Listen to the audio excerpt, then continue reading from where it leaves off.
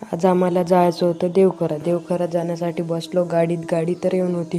मग निघालो, मंदिरातलं दर्शन घेऊन घेतलं. डायरेक्ट आलो आम्ही भांदेवाडात जगन्नाथ बाबाचं दर्शन घेऊन घेतलं. मग गेलो राजूर इजाऱ्यात, दोघा तिघांना घेऊन घेतलं आणि पेटी घेऊन घेतली.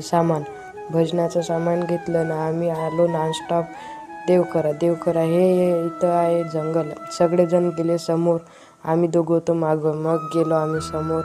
हे आहे मंदिर. इथं मंदिर बजरंगबलीचं मंदिर आहे आणि शिवलिंग आहे. हात धुवून घेतले आम्ही, हात धुतले आणि दर्शनाकडे गेलो. शिवलिंग आहे इथं, दर्शन घेऊन घेतलं. बजरंगबलीचं दर्शन घेतलं. इथं विचार करत होते आणि थांबले. मग भजन मंडळ बसलं, भजन केलं, सामान ठेवून दिलं. मग जेवायला गेलो, जेवण करून घेतलं.